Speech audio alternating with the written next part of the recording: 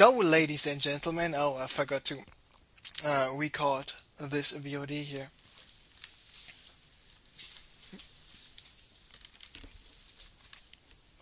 Ladies and gentlemen, mesdames et messieurs, meine Damen und Herren, señores y señoras, welcome back. This is semi-final number one tonight, and we are on, and interestingly enough, now these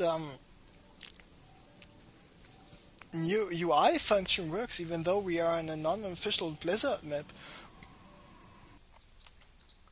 Because on testbug I was checking it today, it was not working. On the old GSL Tadarim it was not working as well, and looks like Bly and Grubby know each other from back in the days when they were playing still playing Warcraft 3. So this is semi-final here on the Competo Cup 33 tonight. We had some bumps and some hiccups here with some games being delayed or not being delayed. I'm just the caster, I'm not the admin, so I can give some advice, I can state my opinion, but I am not the one making the decisions there, even though I do not like to let the players wait quite a long time and then not cast the game as soon as the tournament and the official part is over for today. I will speak to the head admin stuff, etc., and tell them what I do not like, what I like, and what needs to change. And of course, not only the grid on the Competo Cup is like Stone Ages and not up to date at all compared to other tournament grids, but also some decision making was not the best. But self-criticism is, of course, is a very good and very important thing. Realizing that you made mistakes, realizing that you still can improve, that there's room for improvement, is a very good thing to have. So why not talk trash about yourself before others can do it?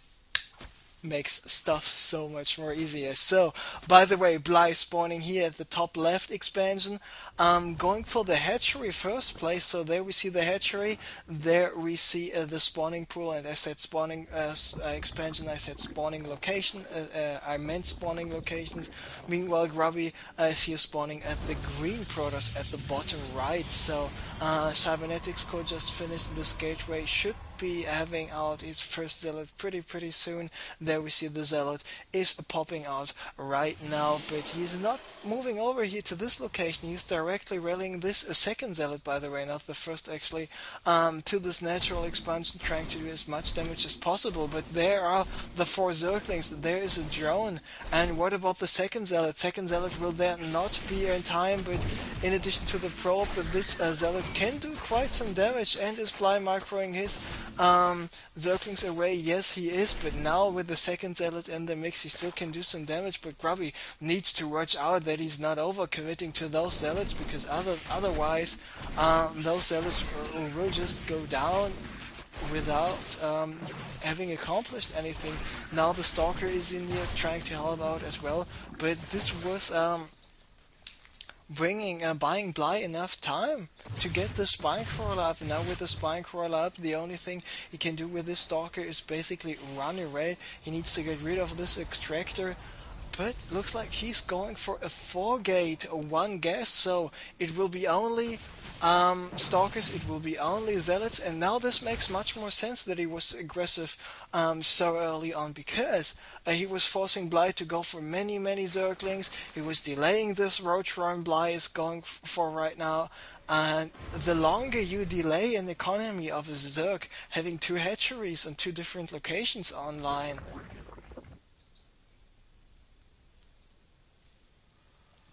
the more powerful your 4-gate is getting. So looks like he needs to micro away this Stalker, getting away with the Stalker just in time. Another sentry is being robbed in, and now he just needs to move out with his forces. He got a pylon placed here. Bly has no idea about this pylon, so the Zergling's getting chased away by the Stalkers, trying to go for a surround on the Stalkers, but of course with the Zealots and the sentries here in the mix not being too successful. But of course Bly should know what is up, and why is he not building any more spine crawler, and why should he know that This rushes up because yes, this extractor is still alive. Here are the Zerglings, and here are the Zealots, and so many Zealots, only this one single Spine Crawler. So with some nice placed force fields and some good damage on the Spine Crawler, Grubby should be in a good enough position, but the longer he waits, the sooner the roaches and even some banelings will be out, especially those banelings could turn the tide here against those zealots, which are more than enough on the field right now, and Grubby with 5 stalkers should go for an attack. He should not be too afraid of the Spine Crawler, because the longer the waits, the better the masses, and the army composition for Bly is getting now. Guardian Shield is up. Nice move with the Zerglings here to go for the surround on the Stalkers. 2 Stalkers already going down now. It is 3 Stalkers going down, but Grubby is still having quite a lot of Stalkers left. The Spine Crawlers are gone as well, and is he moving the Zealots over to the mineral line here of the natural expansion and just using the Stalkers to get rid of the remaining roaches indeed, and this is what he's doing. Now, with him only being on 1 gas, he cannot infinitely just only warp in Stalkers, because he simply does not have enough gas, so from time to time he needs to warp in Zealots, and this will allow Bly, if he just masses on the roaches, in addition to 1 or 2 Zerglings from time to time, to be in a good position. But Grubby with a superior Stalker count and with denying any mining at all, basically in terms of income, puts Bly in 1 base against 1 base situation. The harvest account is not looking too good for Bly, because he is down to 15, and meanwhile Grubby is still producing more and more probes. Now this hatchery is gone and not looking too good for Bly. So now the question, of course, will Bly be able to make something happen with his banelings? But to be honest, I don't think so. Bly basically wants to move down the ramp, but where is everybody? Grubby is moving away with his forces because yes, he did the damage he needed to do. Now he can expand himself safely. Here we see the Forge going for some +1 upgrades. And this zealot has taken out the extractors, taking gas is coming up. I mean, Bly, he knows about this. Now taking out the pylon, of course, a good thing to do as well. But he knows about this Nexus, even though he does not see the Nexus. He saw the probe was running around there, so considering this would be a 1 base against 1 base situation, Grubby would actually be now the one who's expanding a little bit faster. We can see this Nexus at 47 seconds, meanwhile this other hatchery here, this base by Bly, was at 34 seconds. So 10-second lead in terms of expanding here. But more importantly, Bly lost a complete base here already, even though in terms of units lost he's not too far behind. So if he will be able to drone up like a crazy person, which he is doing right now, he might not be too far behind after all, but still the difference of 23 drones against 37 probes is quite a big one, especially considering that this Nexus is finished, Chrono Boost is expired on this Forge, and do we see more gateways? Yes we do, so just a powerful +1 push out of 6 gates to base MC style with lots and lots of sentries would be the thing to do here for Grubby, just playing out this advantage pure and simple. No need to over do some macro, just no need to over expand, just go for safe to base timing attack here with a +1 finished, and he should be in a good position. So now those gates number 4, gate number 5 and gate number 6 should be finished soon. Now Grubby is mining some gas here as well. Meanwhile, what is Bly doing? He's going for the burrow, he's going for the roach speed.